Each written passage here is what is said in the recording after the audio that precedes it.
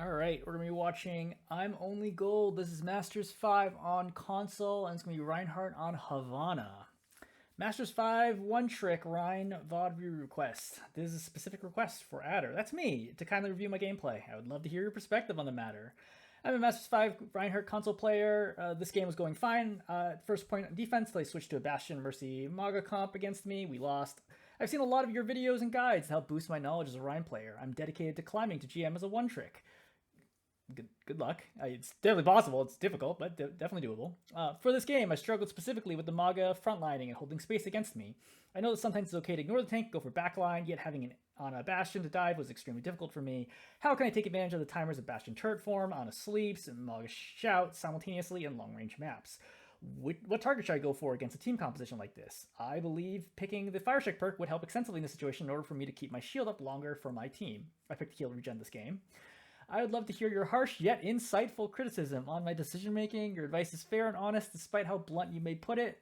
I would like a YouTube VOD review session, please. So first of all, funny story. I haven't done a VOD review in months. I haven't even played Overwatch in months. There's nothing to do with what was going on in Overwatch. I was playing Deadlock, having a lot of fun in Deadlock, and then, just doing other stuff in life, not playing as much games, etc., etc. Normal stuff, right? As a reminder for people who don't know, I never got into this to try to make a career out of this or anything like that. It was never me like, oh, look, there's going to be 3 times a week. There's going to be a VOD review that drops. I literally just use YouTube because it was the easiest thing for me to host videos on, because video reviews were easier than me just trying to type things out and take screenshots of things. So I was like, I might as well just do a VOD review at that point. And then obviously people liked it. I did more of them. I did it while it was fun. When it's not fun, I don't do it. So don't expect that there's going to be more or less of them. It kind of is what it is, right? It kind of is what it is. Anyway, so I was kind of bored, thinking, hey, look, I haven't played Overwatch in a while. Maybe we should pick up. I know a lot of stuff's going on. I haven't played with perks or anything like that, right? So I haven't played 6v6, so there's a lot to kind of come back to.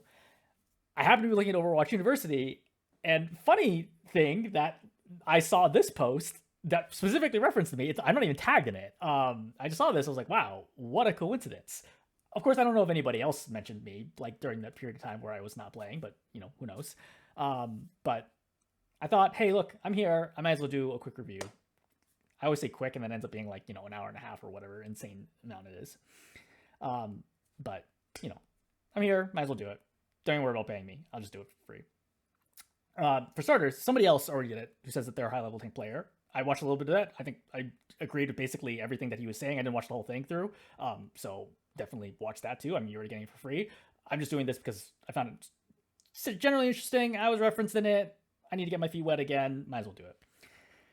Okay, so with that out of the way, the next thing I talk about is I think it's really important to understand what your limitations are when you're giving advice, right? I think that applies to everybody. It's knowing what you don't know. I try to be upfront about this. Sometimes I'm confident about things that I'm maybe not actually accurate, and that's okay. I mean, if you say enough things, if you give enough advice, some of the advice is going to be very wrong. Is what it is. I haven't played Overwatch in months. However, I played Overwatch for years at a pretty high level.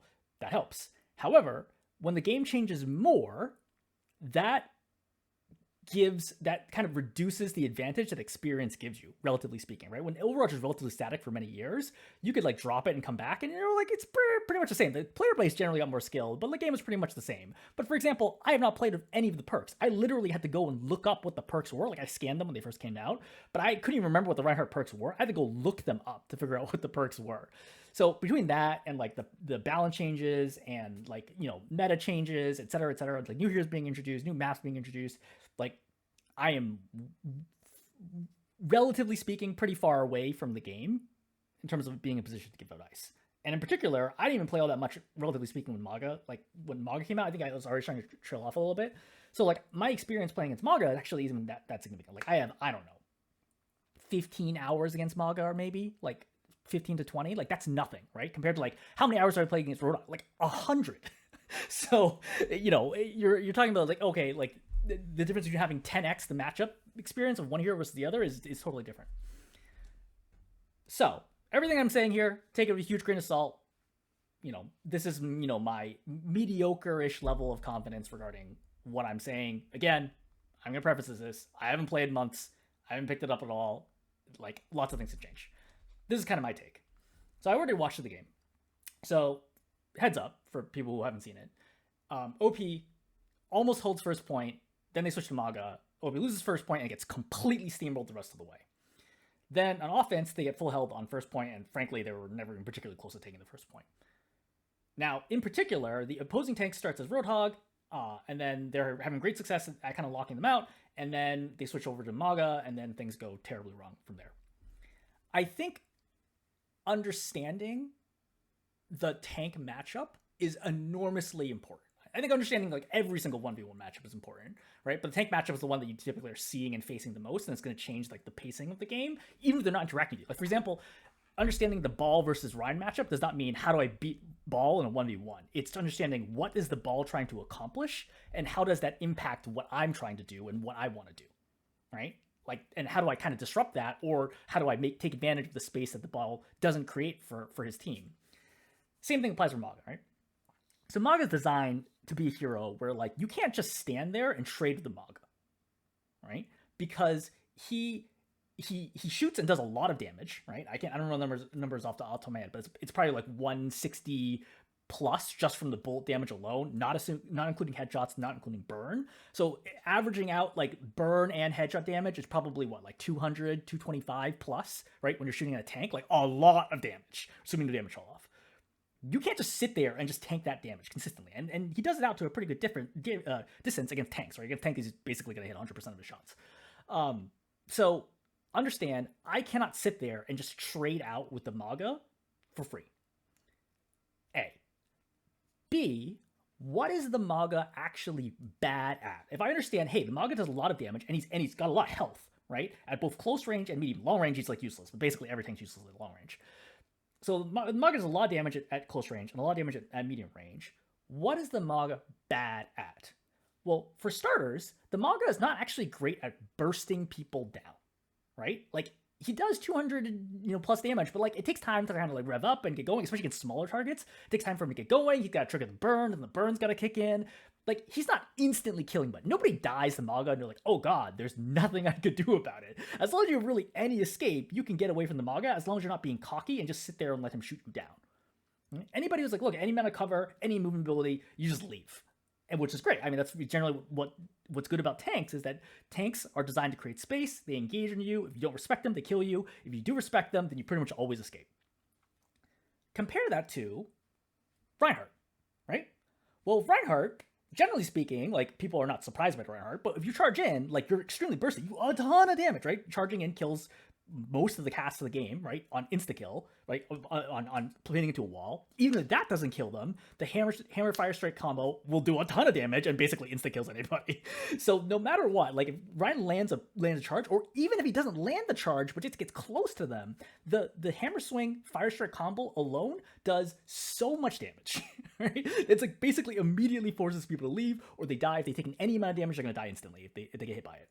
So Reinhardt is actually burstier. His average damage is not great because he relies on the fire strike bursting and there's the cooldown, the wind down for a minute, etc., etc. But his burst is actually really, really good. Like, if you're in a room, if you're trapped in like this room right here, right, stuck in a corner, and let's ignore the counter for a second, right? And you have option A is a Reinhardt charging in on you, or option B is a Mauga charging in on you. Who is more dangerous? The Reinhardt.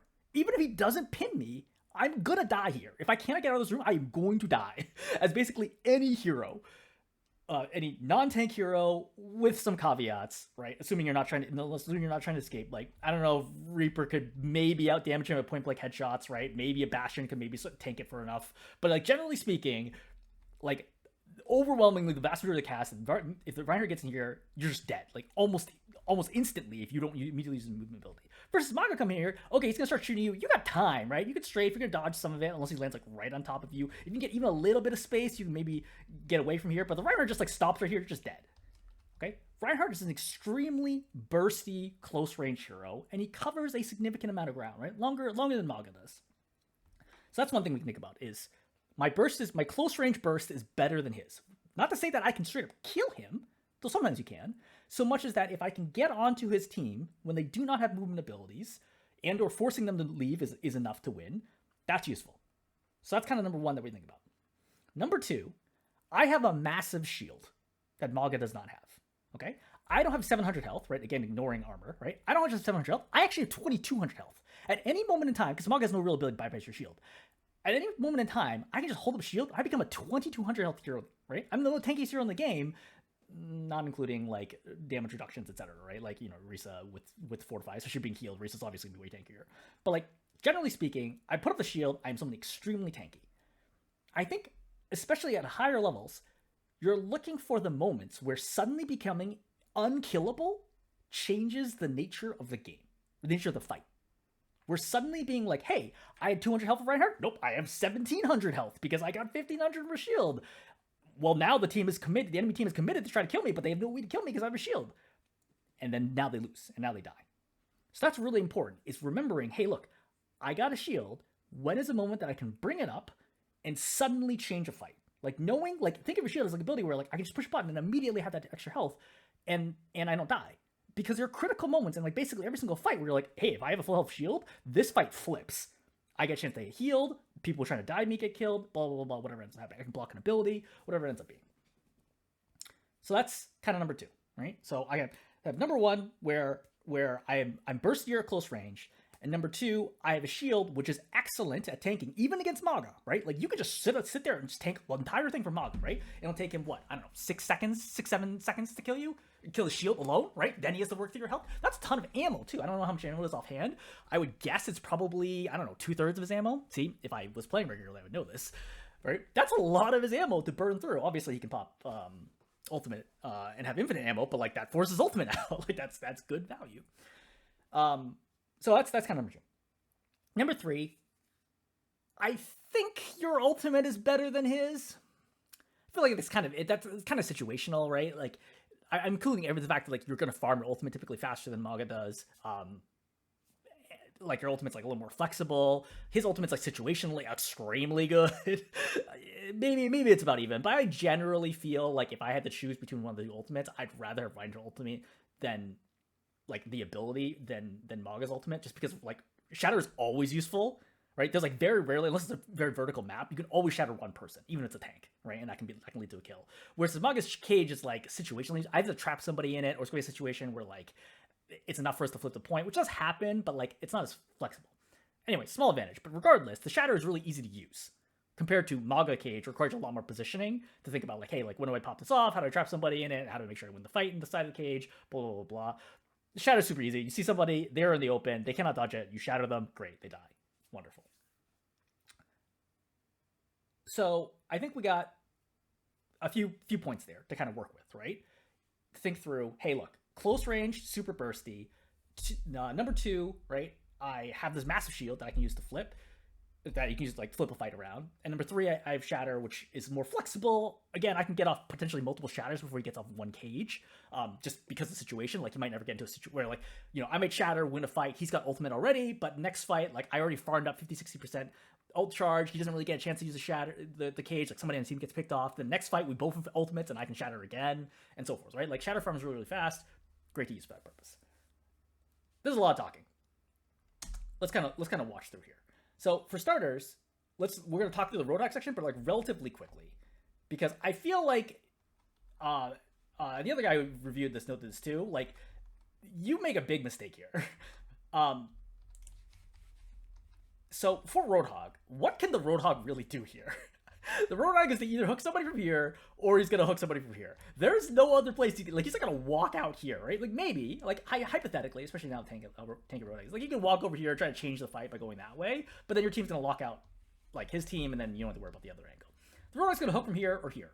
All I have to do is just mirror the Roadhog and make sure that he never hooks anybody, and I just win this by default. Like, it's miserable playing this from the Roadhog's perspective. There's no surprise to where this hook is coming from. I just need to stay close to the Roadhog, and I can even trade with him at times too, right? As long as he's shooting armor, like, it's a significant damage reduction, right? I can just keep trading with them, swings, fire strikes, right? Just keep trading, farm my ult charge, right? My ult's better than his, so, you know, just keep trading and just prevent him going. And he's like, oh, hey, he's shooting me here? Great. I hear him reload, go this way. Now I stand in this doorway. Okay, what's he gonna do? Okay, shoots me a little bit, we trade a little bit, now he goes over here. Okay, then I walk back to the left. Literally, what the heck is he ever gonna do? And in the event right? That I can't stop him. Like if I obviously if he's walking over here in the doorway, right, and I come over, I'm like I'm gonna be late. I just hold my shield. That'll block the hook. So even if he tries to throw it, it gets blocked. Great, fantastic. Now I don't worry about it for like 6 seconds. But even in the scenario where he hooks somebody, right? Let's say that again, sometimes chaos happens. Like he might get here, he might hook. Goes out here, hooks my Ash. Okay, great. When my Ash is in, I pop the shield.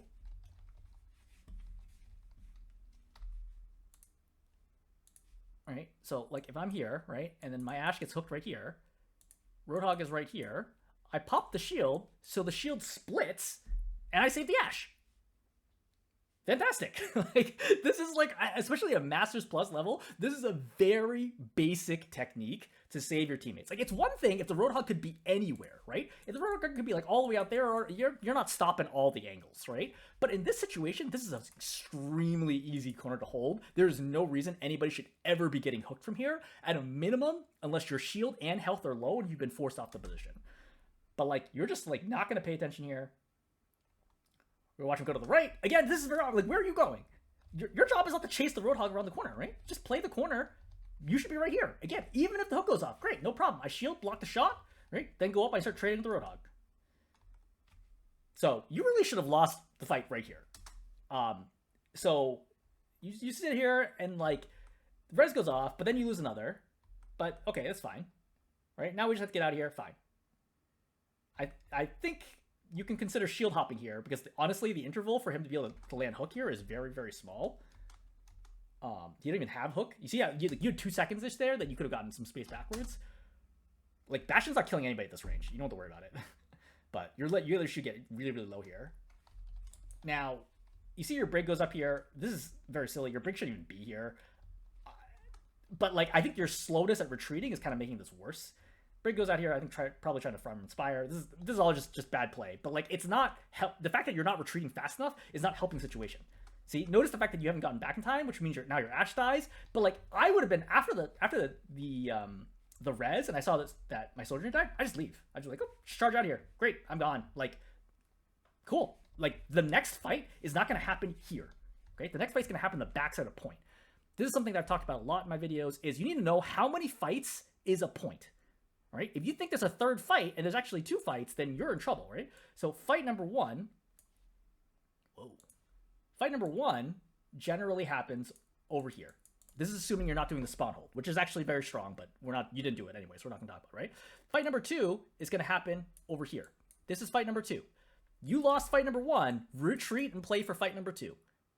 Okay? There's no reason to try to fight a fight out here. This is a losing fight in a situation where you're already down your teammates. Like that I mean, like how can you win this right now when you're missing 2 people? So you sit here, Roadhog tries to pressure your shield. So you know that the Widow is here. I would always ping the Widow in this situation so my teammates know, because like the Widow's not a problem for you, but the Widow's definitely a problem for your soldier. And so your soldier doesn't know where the Widow is, she might peek out here, and like at higher rank, she's dead right now.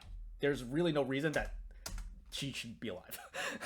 So that's the reason why I ping for that situation, and or even like hold shield to make sure my soldier like knows that the Widow is there.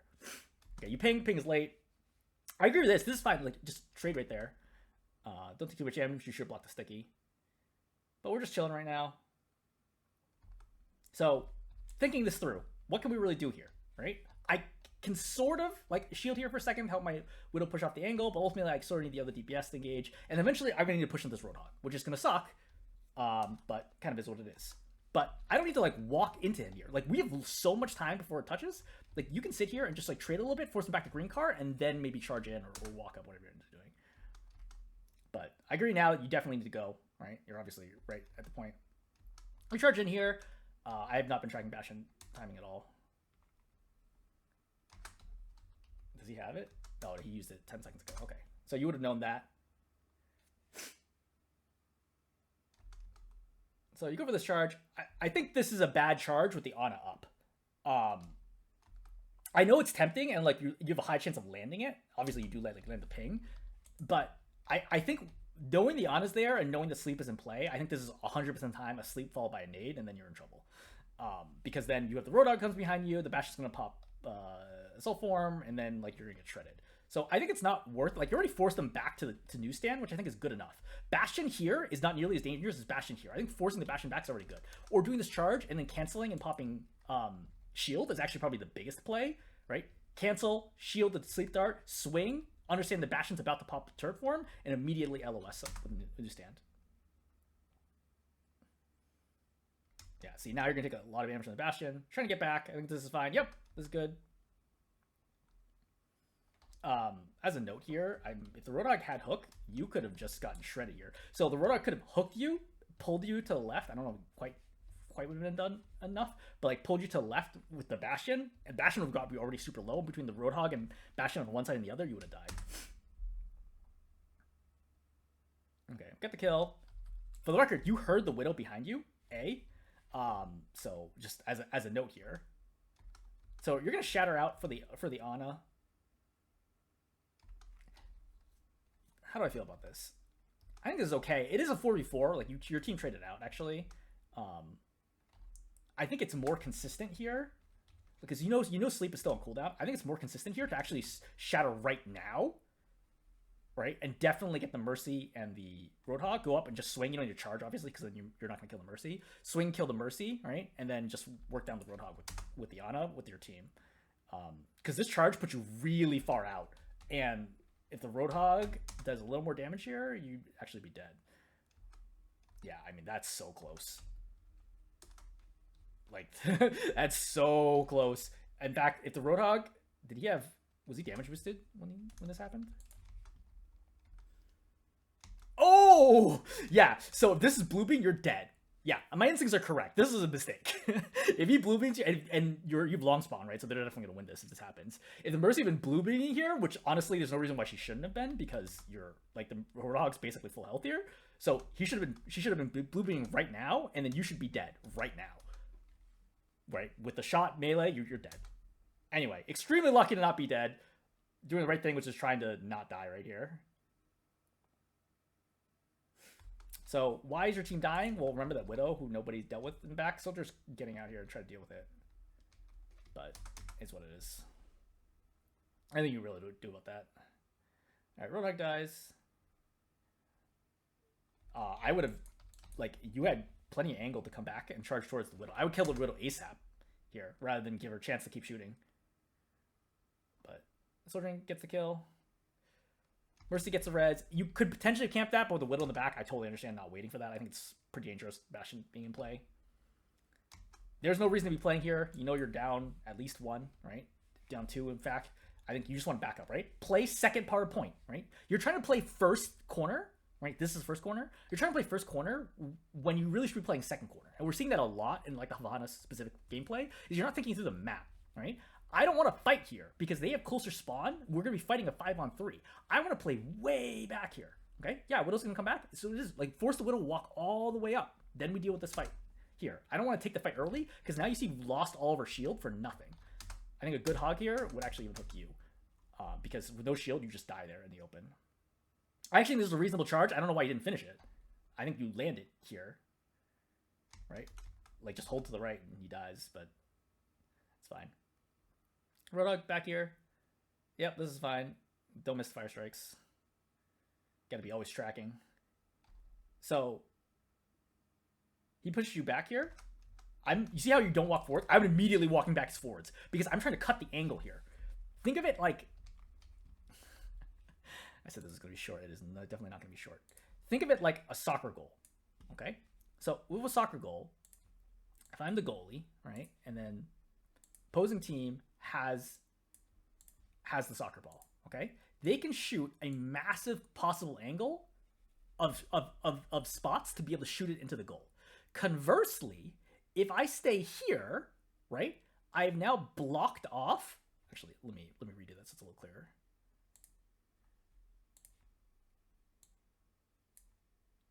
So you see, they have a lot of space here to be able to shoot a possible shot at goal. Conversely, if I run up into their face, now you see that they have very small windows to be able to shoot on goal. And this is the reason why you see in like soccer play where goalies will actually leave the goal to approach players in order to cut off angles when they really have no other option, right? Because it's like impossible to defend against the entire length of the goal. Why am I talking about this? Because look at this as the same way. I can't do anything to stop the Roadhog from landing hooks out here. But if I'm over here, I can. And remember, I'm not actually low. Even if I'm at 400 health, I'm not low because I have 1,344 additional health that I can pull out at any time. Even though I have 300 health, I'm standing here because I want to prevent the Roadhog from getting a kill, right? You're slow reacting to this. Now Roadhog's in your back line, right? And like you might see there, it's like, oh, well, the Break's gonna live here, like blah, blah, blah. But the problem is this opens up risk. Okay, yeah, the Roadhog may not get the kill, but the backline out here is able to apply pressure because everyone's looking at the Roadhog was so close. But if you're here zoning out the Roadhog, right, mirroring, then the Roadhog never even gets a chance. See, you miss another fire strike there. That's just like pure mechanics. Gotta be able to track. Soldier gets a kill. That's good, right? That's great tracking right there. You did that in probably the riskiest possible way, though. I don't think it's worth talking through how to... You could have done that a little more safely. Go back, reset. Okay. So, I'm always checking scoreboard. Maybe it's a little easier on PC than it is on console. But I would never be charging this corner until I've confirmed what the hero is. I know I killed the tank. What could the tank come back as? So in that moment when I was behind a newsstand, like I'm not holding the scoreboard and I'm like here looking at the heroes, right? But back here, that second where you're like taking a breather right here, right now, I'm looking at the scoreboard to confirm, hey, what's going on? Oh, Mauga's out? I don't want to play this corner. Because the Mauga's going to run up, he's going to shoot my shield, and I'm going to die. Okay? Just chill. Like, you don't have the health or the resources. You are currently missing, okay, 200 plus 800. You're missing 1,000 health right now. Why would you be pushing this corner? Right? Against the Mauga. Even against a Roadhog, I think it's pretty sketch. But against a Mauga, this is, like, basically throwing right now. Because as soon as the Mauga turns this corner... You'd be like, oh, what do I do? Don't be in this position. Like, why am I in a position where I'm missing so much of my resources at this moment in time? I don't have charge, and I'm missing a ton of health. Well, obviously, I'm going to get gunned down right now. I'm definitely not throwing fire strikes. I just want to not die. This fire strike's not doing anything. Just don't die. Like, I'm sure you're thinking, oh, I'll get shattered here. But probably the Mauga doesn't die at this angle, right? So I think that with the team, I mean, maybe. Actually, Shattered might have actually killed Mauga here. It's tough to say. But I personally would not have gone for that shatter even if I had it. I would not have been confident that would have been kill. Trying to stay alive. All right, obviously you're getting shredded. By the way, on your perks, I would definitely have picked I've definitely picked the gain health on Fire Strike and gain health on Charge. That plays into your bursty close range stuff and allows you to outduel the Mauga at close range. Maybe. I haven't tested it, but I would assume that it would give you a better chance of outdoing the Mauga versus the other ones, which I think are not nearly as helpful. This is a bad charge. Obviously, you didn't even need it necessarily. You could have just hopped over to it, but now you don't charge. You see Soldier on high ground. Nothing you can do about that. Mauga's coming down here. I think I would probably think about shattering right now, right? You're so close, it's really hard for the Mauga to react to this, assuming he does have charge. He does have charge, right? I shatter right here, right? Fire strike. Hope somebody kills the Bastion, and then you can charge in. Unfortunate that, gets the first shot off. But what are we thinking right now? Right? I'm thinking just survive. Like, no one's going to die here. Mauga, the Bastion is super tanky because of his ulti in it, because behind the truck. Mauga's, like, sort of in the open, but there's, like, an explosion here. I'm low. Like, the Bastion's 100% not going to die in this situation. I think best case scenario is probably just step out of the circle and just, like, play back, right? And just, like, try to get out and or charge out after that. B is if you really think there's no way you can win this fight from here, charge the Mauga into the truck and then try to kill him. Frankly, I think that's not going to work. I think that your goal here is just to survive. I don't necessarily hate the shatter if you're trying to interrupt Bastion ulti, but I think that trying to stay here is definitely not the plan, especially to not charge the Mauga there is your only actual chance here to survive. Like, he's at 572. What does charge do now? I don't know, 275-ish, right? Plus hammer, plus fire strike, you're looking at 400 plus damage from you alone. Like, it's possible he dies here. I mean, Anna's going to be healing him. We're just going to try to heal him. But definitely walking into this and then being like, nope, never mind. Like you clearly are indecisive here, and all the things here are wrong. Okay. So we're coming out. We lose Sojourn trying to get out, right? We're all just staggering. Like, you're running out here, but like there's nothing you can do. Like, even if you were out here, what are you gonna do about it? Nothing. Like, you're just gonna feed. I just go back. Just go back. Just go back. It's like there's nothing you can do about this, right? You figured it out. A little late. That's fine. So you're gonna get caught out. Nothing you can do about it. Don't worry about it. Not your problem. There's only so much you can do. So you want to back way up, right? Because again, if you try to sit out here, even though you won't die, they're gonna burn down your shield, and then when you do need your shield, you're not gonna have it available. Because I'm thinking here, hey, look, they're going to try to pin us in here. I got to be able to push out and create space. This way, or far side, whatever he's going to do. I got to be able to create an angle for my DPS without getting blown up by a Disruptor Shot. So this is a great example where, like, what is this shield doing? It's clearly not for your team, because it's not covering the angle to your team, right? For that, you need to actually rotate it to the right. A. B, it's not helping you either, because you're actually totally behind cover. So why are you just letting them shoot your shield for nothing? Like, this is not accomplishing any of the objectives. You have 400, 300 health right now, right? And you have two relatively low healers, right? It's not like you have a BAP or an Ana or a Kiriko. You have Mercy and Brig. Why are you taking extra damage right now? Just chill. Just relax. Like, there's a strong tendency here to try to do something, to be active, when your best move is to be AFK and to just sit around this corner and wait the fire out and then let your teammates heal you, right? And get your health back up when you're ready. See, now you're still 200 health. You cannot do anything from this position, even if you were replaced with the best player in the world. You just have no health. Just chill. So, unfortunately, Mercy dies to this. I would say the reason Mercy dies here is she sits here. This is obviously, like, not strictly your fault. But if you were more decisive and just got healed up, because you could have been healed basically to full here from the Brig alone, if you just hadn't taken the extra damage, right? Extended the fire burning, you're still burning, right? Think about how long it's been. If you had just, like, hey, waited, gotten healed, and then just shielded and pushed out, then this wouldn't be a problem. And your Mercy wouldn't have been, like, indecisively being like, oh, are we pushing out? Are we not pushing out? Because she's not sure. Is it a bad play by her? It is. But it's hard for her to read what is going to happen here. In fact, let's see how long you're, like, on fire. 1, 2, 3, 4, 5, 6, 7, 8, 9, 10, right? Like, you're on fire for a super long time. This is very unnecessary. You're just taking a ton of burn damage. All right, you're trying to pull back here, but the problem is, like, the cart is getting, like, reasonably close. You could try to give up all that space, but I think your team really wants to hold this space out here, which I understand. I think that is a reasonable call. You're obviously down 1, but, like, it's tricky to push out of here if you have no space whatsoever. I don't hate actually playing this room, this corner, and trying to help your team hold this spot. Not push out, but hold this spot. I think the correct move after this slam goes off is not to charge here. It is to immediately shield for the Brig. Because the Mauga's smart here, he actually kills the Brig right now. So I think shielding is the correct call there. Charging isn't going to do anything. Okay, rally goes off. So rally goes off. Like, we're, like, trying to fight this right now.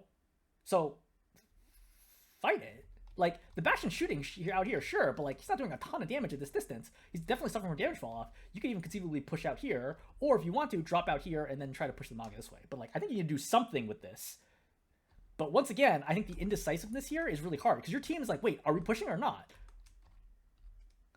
I think the other guy actually mentioned that you're, like, sort of baiting your team, which I would agree with. Like, your team is not really sure what you're trying to accomplish. They see, look from their perspective, okay? So Sojourn sees you step forwards right now, right? Rally is popped.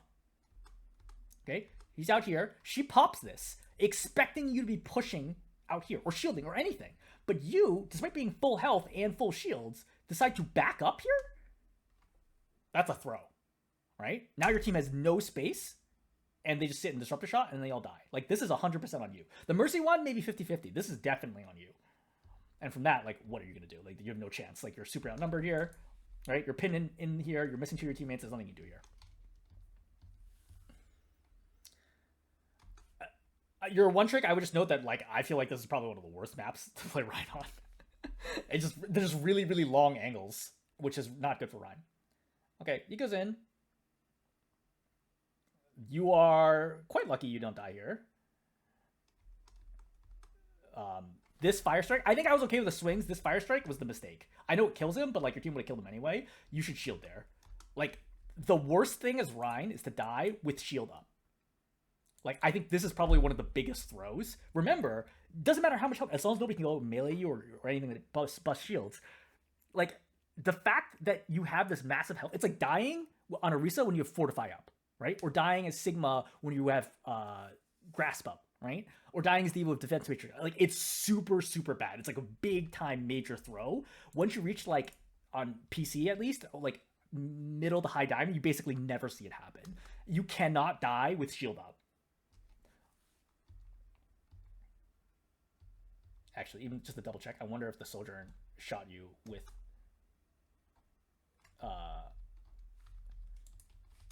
was damage boosted when she shot you. She was, yeah.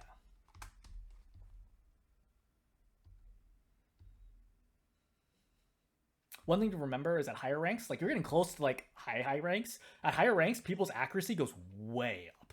And so your margin for error gets much smaller. Like at lower ranks, like, you know, often when I play, you know, at the start of the season or whatever, or like after a rank reset, and I'm playing in, you know, platinum or diamond, I can get, as a tank, I can get away with going all the way down to like 150, 200 health and I won't die. But at higher ranks, at like 350 plus, I'm already using my defensive abilities. It's funny, when you watch like pro play, you'll see this too, is that they will pop, ultimately like Winston will dive in, and he'll pop Primal at like 350, 400 health.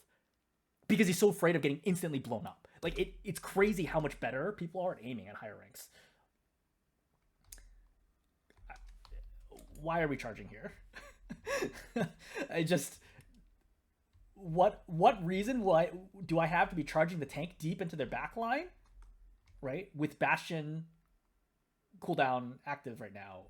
This is just a terrible mistake. I feel like you really should have gotten punched for this, and you're extremely lucky that you don't. You see, this forces Shatter. But the thing is, remember, if you win a fight, you only gain 10 seconds because their spawn's right here. Who cares? It's not that big a deal, right? I would actually rather sit here. I think sitting here is fine. Just playing this spot, playing the coast angle, I think is a good idea. I like playing that spot in general, as in this particular matchup, But I think the problem here is I want to wait for them to push, then I use Shatter to stop the push. I don't want to be the one initiating here, because then all I've done is like the team just traded Shatter for 10, 15 seconds, right? That's not very good. Like they might have wasted a lot of time like trying to, you know, reheal or like jockey for position or look for a pick or whatever. And then that's a lot of time that I could have burned off and still held Shatter. So Summer gets pushed, gets poked, picked. I think a charge pin here is fairly easy money here, right? I think this is just an easy mechanics. So he's right here. Let's think for a second. Where is he going to go? Option 1, straight line. Option 2 goes to the right. Option 2 goes to the left. Of these three options, where is he going to go? He's going to go this way. Why? Because the cover is here. Right? Like, he's not just going to walk forward like that. But even if he does, that's fine. You curve this way, and if he continues walking forwards, then you go out and you pin him. Otherwise, just veer to the left, and you're going to pin him against the wall. But in this charge here, your alignment is off. Right? You should have aiming to the left instead of aiming dead at him. I think this was an easy pin to the wall. If you pin him to the wall, he dies here. Yeah, I mean, now you lose your brig. Right? And now you have no resources, so nothing you can do here. This is also fantastic concussive from what the heck? Oh man, he even ricochets it? I don't know if this is not intentional. Yeah, this is definitely not. Maybe. But it knocks you forwards, and then you're super screwed. For the record, I think there's a chance you might have been able to survive if you went to the left. Probably not. I think you die no matter what. And with that, I think he just ults you and spawn, and that's it. Alright. So, let's think about this. What's my game plan? I gotta take it one corner at a time. Right? So let's think about what the corners are here. So this is corner number 1, okay? And this is corner number 2. Slash this, right? Both of these we can consider corner number 2. Corner number 1 should be relatively easy to take. The first thing you do is you get the cart all the way up to here. Okay? Then you have a lot of cover to work with, which allows your DPS to spread out, right? And get a lot more angles. And then you just start trading against the Mauga over and over and over again, right? Just keep swinging and swinging and swinging and fire striking, etc., etc. Probably between that and the fact that your DPS are going to be able to get more angles means that you're going to force the Mauga off to the next spot. The Mauga is then going to retreat to here, here, or here, right? Somewhere in this triangular area. Then what I want to do is I got to figure out, how do I push the next angle from there? Well, now that I've taken this corner, right, I can push over to here probably, which stretches things out. So if I push over to here, so I'm over here, I now have my teammates here, here, here, here. If the Mauga stays at this yellow car, we have a lot of angles to be able to shoot at him from.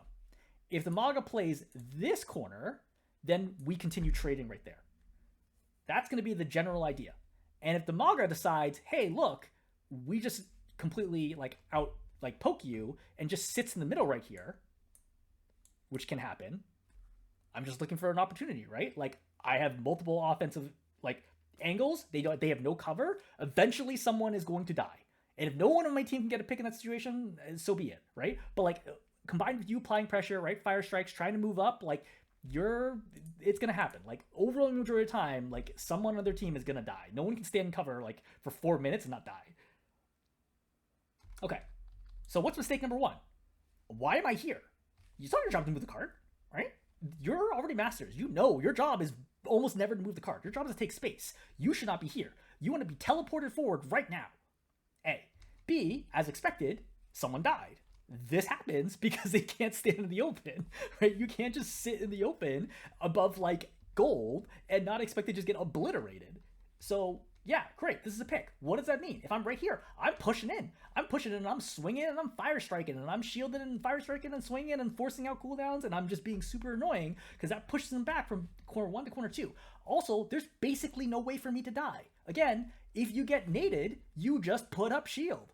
The Mauga can't run behind your shield to kill you. It's just not going to happen. So you notice, again, you're too far back. Now you're the forced charge to get in. Okay, cardiac gets popped. Great. So we just hold shield. I have so much time here. I have an obscene amount of time. I have 5 seconds of 0 damage. Of basically consider yourself invulnerable. I could use this to just run over here. By the way, if you had not used charge, that would be incredibly useful because then you could just charge over here, right? But granted, you probably wouldn't use sleep if you hadn't used charged. But still, I go over here because I'm trying to flush the Ana out, right? I'm trying to force everybody on their team, right? I want to force everybody on their team backwards. This is the central part about playing tank. I'm trying to force them all backwards. You, sitting here right now, is forcing 0 people backwards. Even the Mauga's hey, look, I actually outtrade you.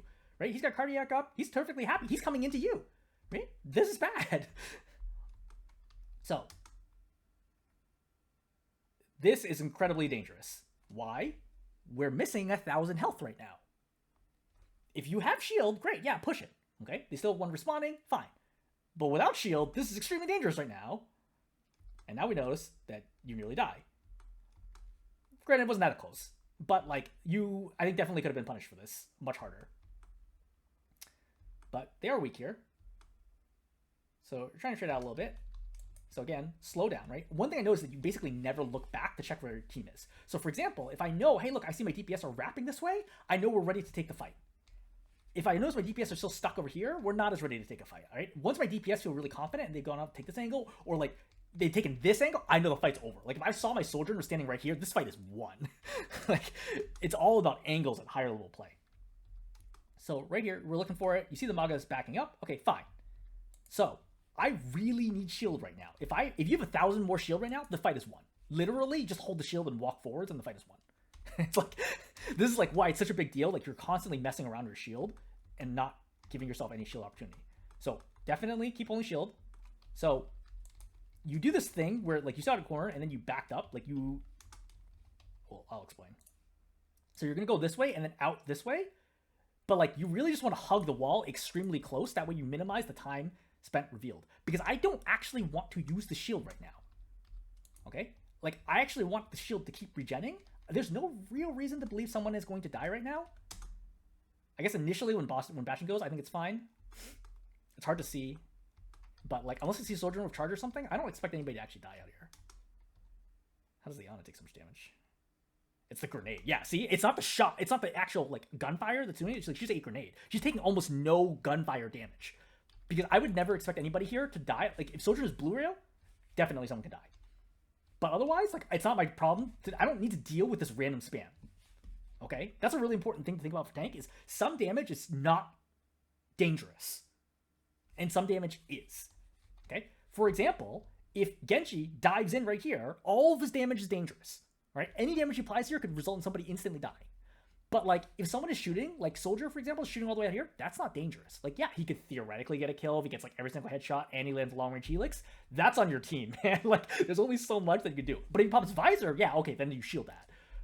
So, generally speaking, I am not trying to use the shield right now, okay? Like, right now, I would just stay right here, and I would just LOS it. Just LOS. Like, hold shield, keep your health up.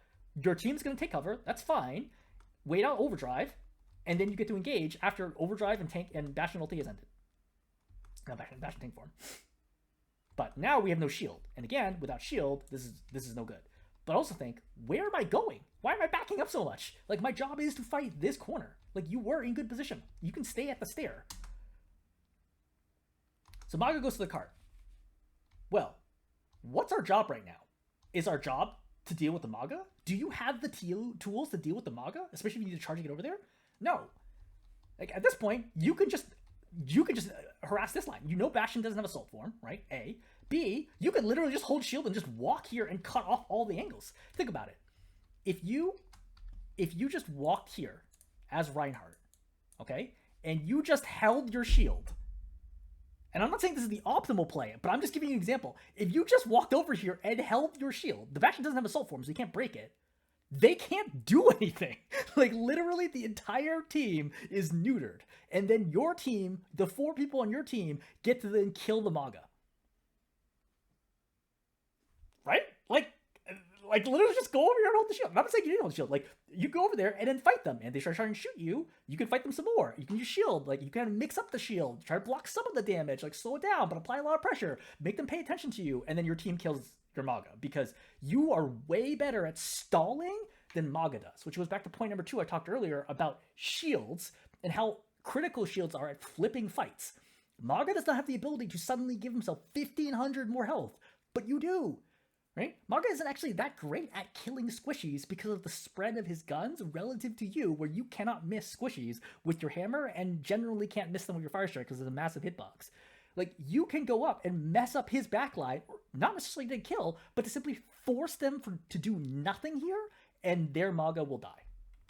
But instead, you come back here. But the thing is, you're not a tank buster. Right? Now you're just hitting him, but, like, look up here. Right? Look up here. Look at his health. Okay, so he's naded.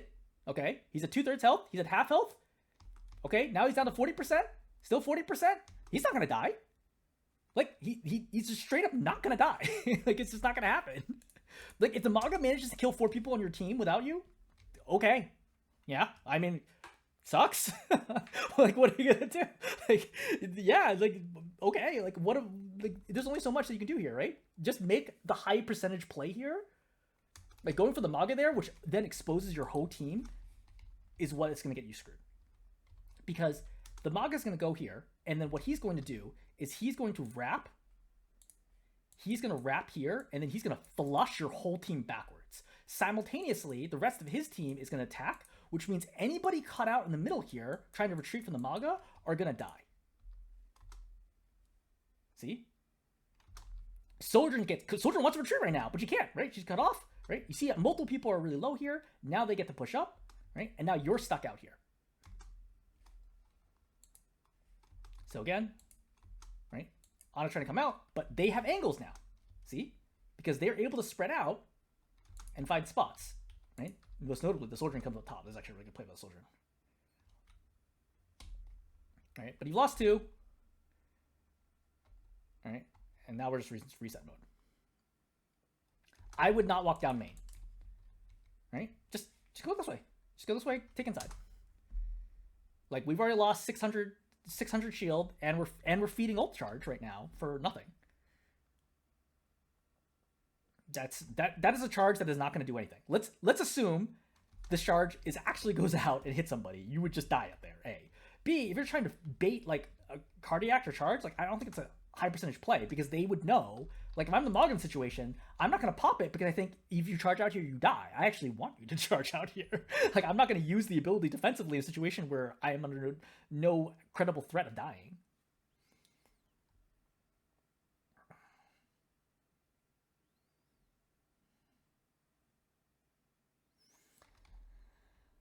So I think this is a bad play. Even though you pin the soldier, I think this is a bad play. The soldier is clearly not expecting it. I agree that it's definitely unexpected. But I think in combination with the fact that...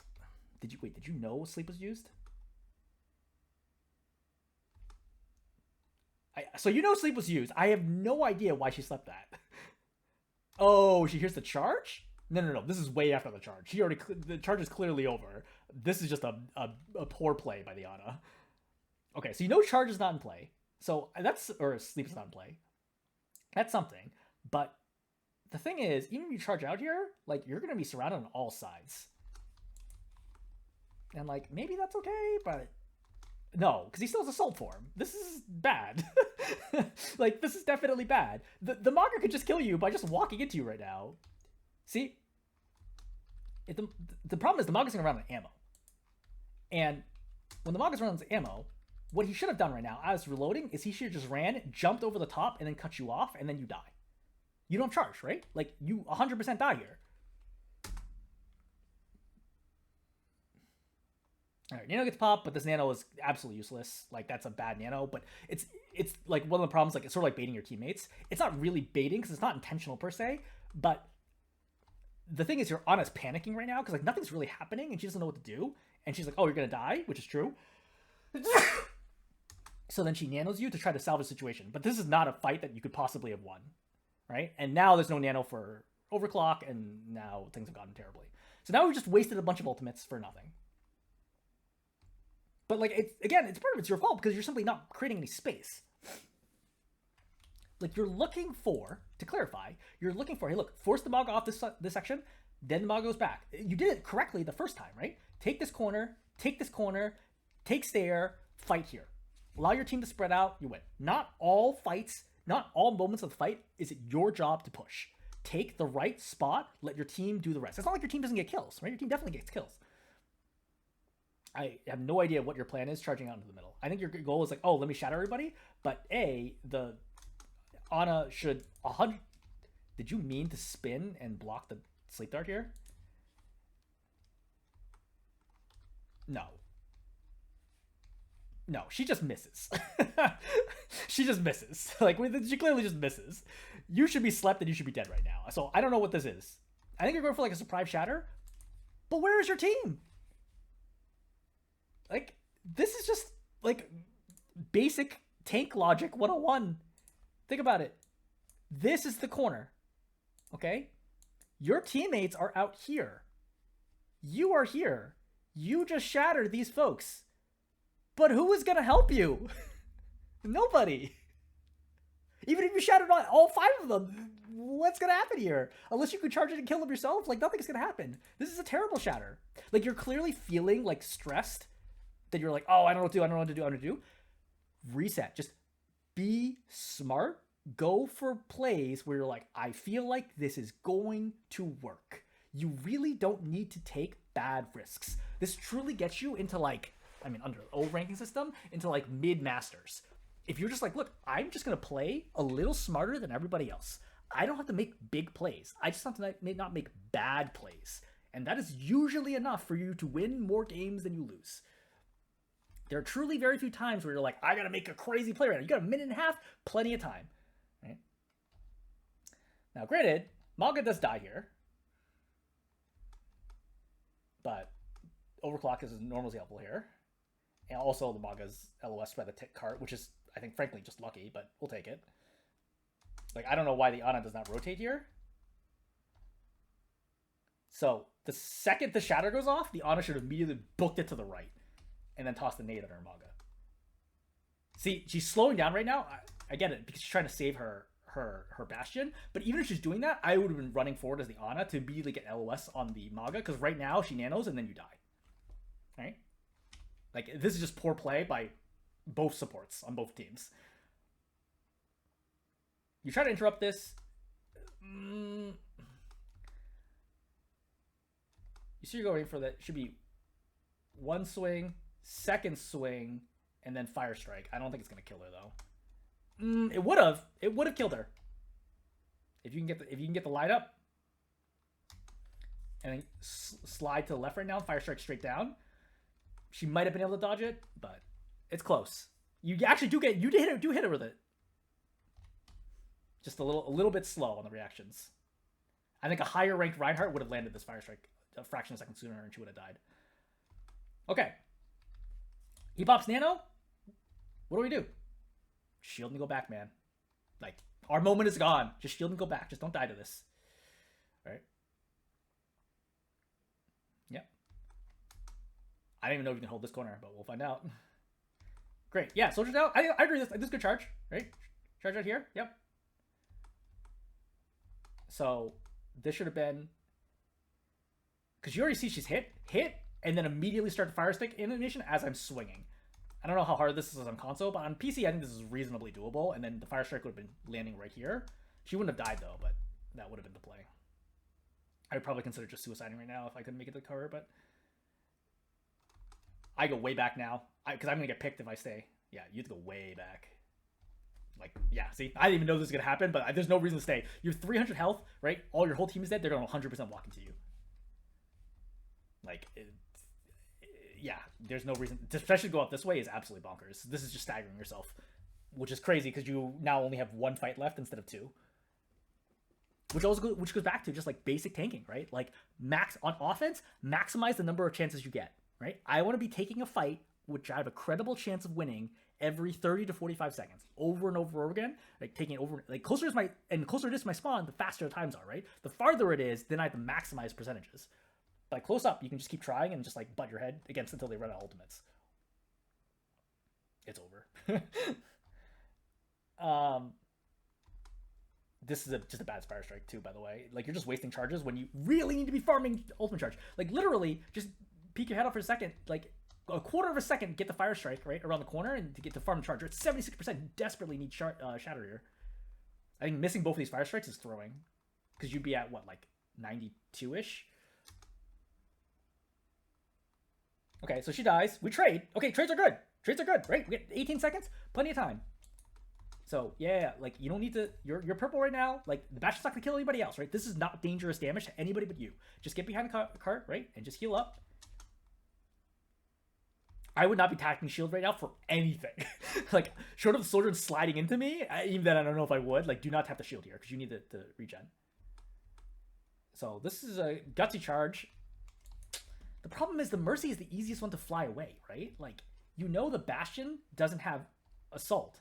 I think the play here, I don't even know why you went for the Mercy. Like, I think you charge this way, right? Try to force sleep dart or something like that. And then if you get even like one swing / fire strike in, then you can shatter and then the fight is won. Going for the Mercy, I think, is a bad play. And then another fire strike that whiffs with 4 possible targets. Like, I think you just don't throw that. It's like a very low percentage play in this situation. Or you throw it in the direction they're going, not just in the open like that. I don't want to cover this. Too much micro stuff. But it's stuff like that, like, that distinguishes you from higher ranked Reinhardt players. Like, that is like both of those fire strikes. I'm like, there's no way these are going to land. That is even the worst one you've thrown yet. I think you've thrown 5 or 6 fire strikes in a row and not hit a single person. Wait. Let's go back here to confirm. Going back to this one, okay? All right, 0 for 1, 0 for 2.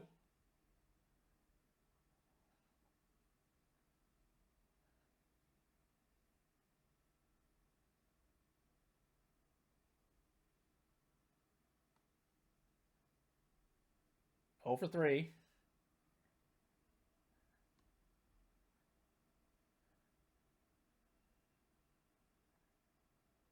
Over 4. You would definitely have Shatter by now. 0 for 5. Yep, I was right. You should 100% have Shatter now. Like, if you stay to this side, you shatter the Bastion, kill the Bastion, and then you and the Soldier kill everybody. Fight 1.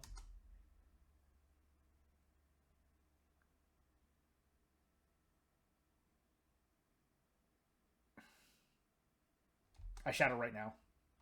You have to. Like, there's no time, right? Like, your team's already lost one. Like, you have to shatter right now. It'll kill the soldier and walk up Kiliana, and like that's your only choice. You're gonna die for it, but like that is the only play you have right now. You have no time. Like, time is not on your side right now. Really important to think. Like, is the longer the fight goes better, or shorter the fight? They have 5 people right now. You need to speed up the fight. If you're on the opposite side, you want to slow down the fight. Because in a 5-on-4 advantage, the worst thing you can have is to have a bunch of people die really, really quickly, right? Slow down the fight, and there's almost no way for them to win. But yeah, you don't accelerate the fight, and then that's it. Like, this is like the big moment. Like, the second you go right here, right? You get the Mega. Right now, I shatter. Unquestionably. Like, definitely shatter. There's no other winnable scenario here. You shatter, you kill these two. Mauga probably kills you for it. And then, like, potentially you win. I think probably still not, right? Because the Mauga will probably just stop card, and you guys can't really stop him with just the Widow. But I don't think there's any other play other than the shatter right there. Also, not swinging right there is crazy. I know it's because you're super low, but like I would know from the angle, there's extremely unlikely that anybody's gonna be able to heal me here. I would have finished the swing to try to kill the Ana. Okay. In summary, lots of stuff, lots of talking. I would again think through what's Reinhardt good at, what's Mauga bad at, how do I take advantage of that, how do I take corners one by one, right? Being patient, playing around my team, right? Being smart about things, and obviously like lots of mechanical stuff to improve. Okay, I'll hold there. Hopefully this is helpful.